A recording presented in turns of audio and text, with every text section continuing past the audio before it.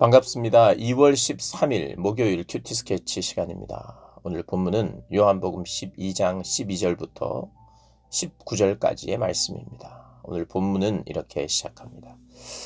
그 이튿날에는 명절에 온 큰 무리가 예수께서 예루살렘으로 오신다는 것을 듣고 종려나무 가지를 가지고 맞으러 나가 외치되 호산나 찬송하리로다 주의 이름으로 오시는 이 곧 이스라엘의 왕이시여 하더라.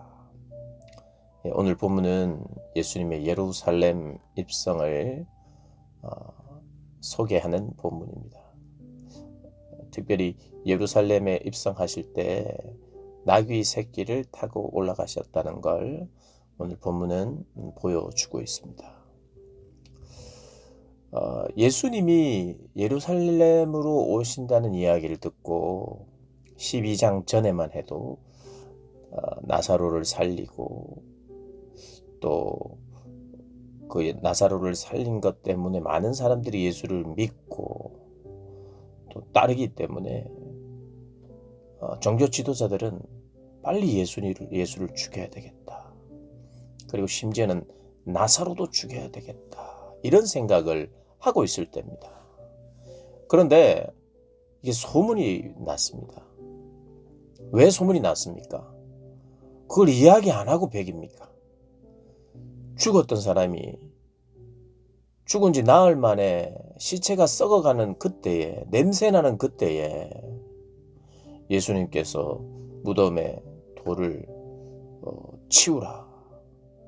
그리고 무덤을 향하여 나사로야, 큰 소리로 나사로야 나오라 이렇게 이야기를 하자 나사로가 나왔잖아요. 그리고 그것을 감싸고 있는 세마포를 다 벗겨주라고. 그래서 나사로가 산 것을 많은 사람들이 봤어요. 근데 그걸 이야기 안 할 수 있어요? 그걸 이야기 안 할 수 있어요? 만나는 사람마다 이야기를 하죠. 여러분, 믿음이라는 것, 신앙이라는 것은 주님을 만났다라고 하면 그것을 이야기를 안 할 수가 없습니다. 주님의 권능을 받는데 이야기를 안 할 수가 없어요. 만나는 사람마다 반드시 이야기하게 되어 있습니다. 그러니까 한 사람이 이걸 10사람이 보면 이 10사람이 몇 명에게 과연 말할까요? 10사람이요. 10사람이 봤다. 그러면 1000명한테는 이야기를 할 겁니다. 한 사람이 100명 이상씩은 이야기할 거예요. 보지도 못했고 듣지도 못했던 그 사건을, 그것을 목격했어요. 자신이. 그러니까 수많은 사람들이 예수님이 온다고 하니까 모였던 거예요. 이분이 왕이시다, 진짜. 우리의 왕이 되어 주셔야 된다. 그래서 지금 종려나무 가지를 들고 전쟁에 승리한 자들이 드는 평화를 우리에게 주는 참된 평화, 전쟁의 승리를 통해서 오는 참된 평화를 주는, 로마도 평화를 준다 그랬어요. 그 로마는 창과 군마로.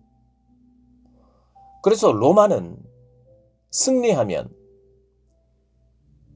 승리의 개선 장군이 준말을 타고 옵니다.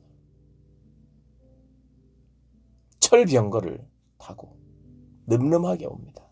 근데 예수님은 그것과는 전혀 어울리지 않는 나귀 새끼를 타고 올라가요. 물론 나귀 새끼를 타고 올라가는 것은 구약 성경의 예언을 성취하기 위함입니다. 스가랴 9장에 그런 내용이 나오거든요.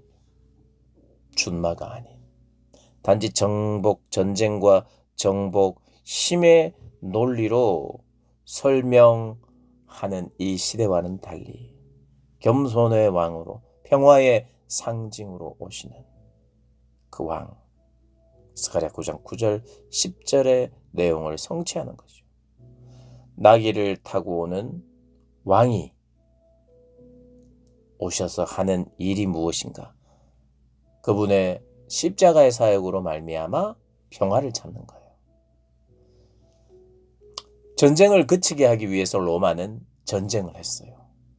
전쟁을 통해서 전쟁을 그치려 했어요. 그게 인류의 역사입니다.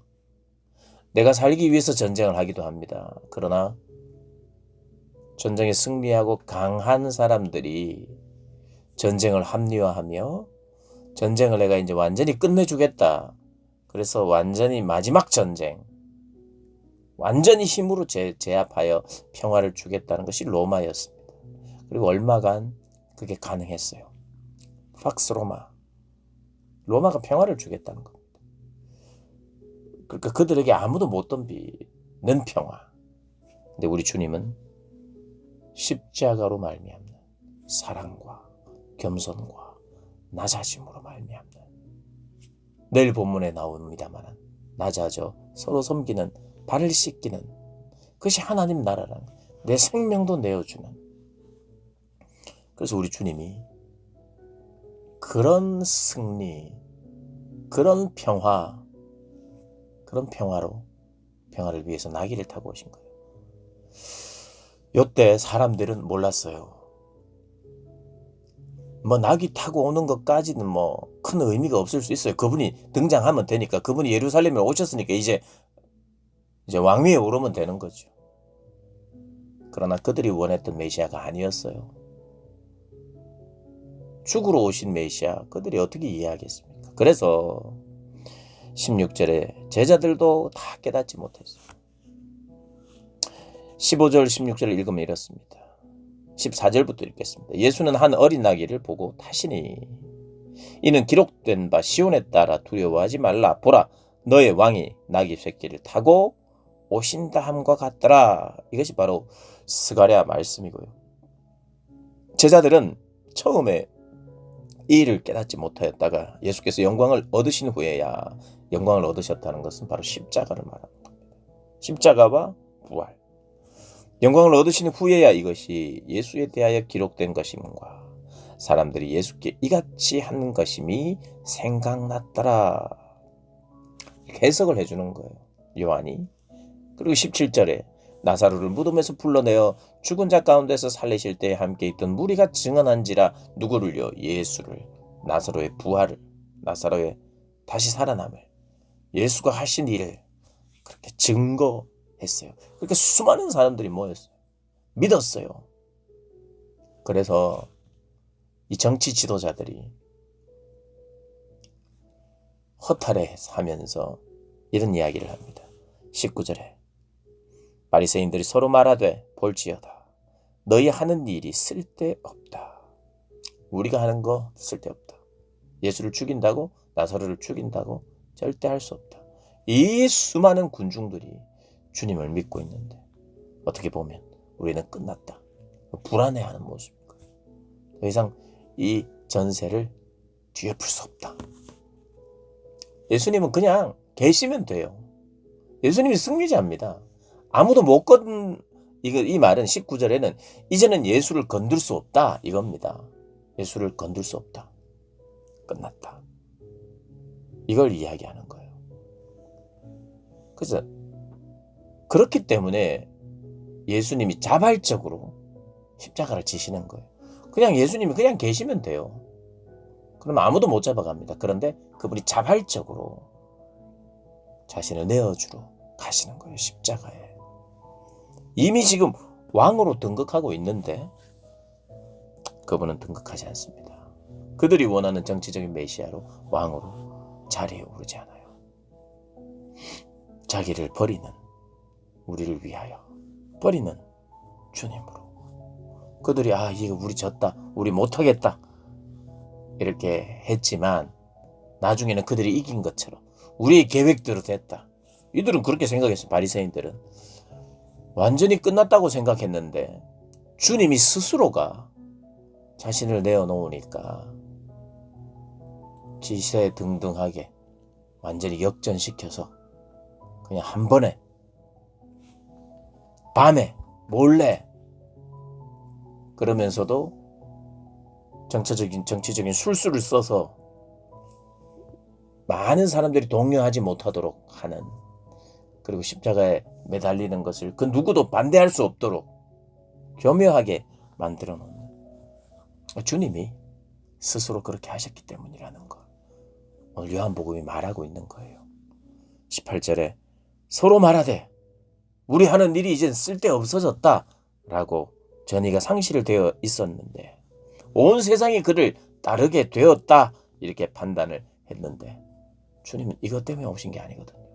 많은 사람들이 따라오기를 위해서가 아니라 그 많은 사람들을 살리기 위하여 죽으러 오셨고 십자가를 오르신 거예요. 지금 나귀를 타고 예루살렘에 오른 것은 구원하러 왔어요. 맞아요, 이게 다. 그런데 정치적인 왕이 되어서 구원하는 게 아니에요. 이들은 구원해달라 이렇게 해요. 어떻게 보면 이들은 이 찬양은 너무 맞는 찬양이에요. 구원해 주십시오. 당신은 구원자입니다. 그런데 구원의 방법이 달라요. 구원의 방법과 내용이 중요한 거예요. 그래서 그냥 구원해 주세요 하면 다 맞는 게 아니라 그 내용이 중요해요. 우리의 예배는 단지 구원해 주세요가 아니라 우리의 예배의 내용은 낮아짐과 십자가를 통한 구원, 우리 삶에도 그런 구원이 일어나도록 기도하고 찬양하는 거예요. 우리의 찬양은 그런 겁니다. 내가 필요할 때 슈퍼맨처럼 오셔서 도와주는 그런 분을 노래하는 게 아니에요. 그분을 노래할 때 한없이 낮아짐으로 말미암아 그 낮아짐이 당신의 힘이었음을 찬양하는 거죠. 우리 예수님을 생각할 때 강력하게 어떤 휘몰아쳐서 사람들을 어떻게 해서 하는 그런 리더십이나 그런 기적이나 그런 능력이 아니었잖아요. 낮아짐, 십자가, 사랑. 그것으로 구원의 능력을 보여주신 분이 바로 예수님이잖아요. 그래서 우리가 예수님의 능력을 찬양할 때 그 능력은 일으키는 능력, 살리는 능력 맞아요.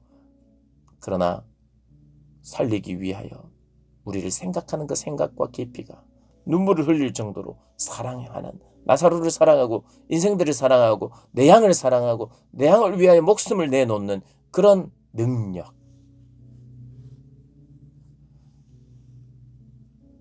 뭐든지 할 수 있는 못 되는 게 있으면 막 들어주고 안 되는 일이 있으면 막 되게 하고 막 그냥 밀어붙이는 이런 예수님의 능력이 아니었잖아요. 예수님이 뭔가 밀어붙이는 그런 능력이 우리 복음서에 어디 있었습니까?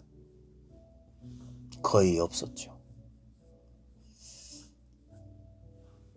우리의 찬양이 그래야 된다는 거예요. 이들의 찬양은 틀린 찬양이에요, 사실. 13절의 찬양은 엄밀히 말하면 가사나 내용이 다 맞는 찬양 같지만 엄밀히 말하면 그들의 마음은 틀린 찬양이에요. 우리가 바른 찬양을 해야 되죠. 바른 찬양, 바른 믿음, 바른 섬김을 가지는 저와 여러분 되시기를 주님의 이름으로 축복합니다.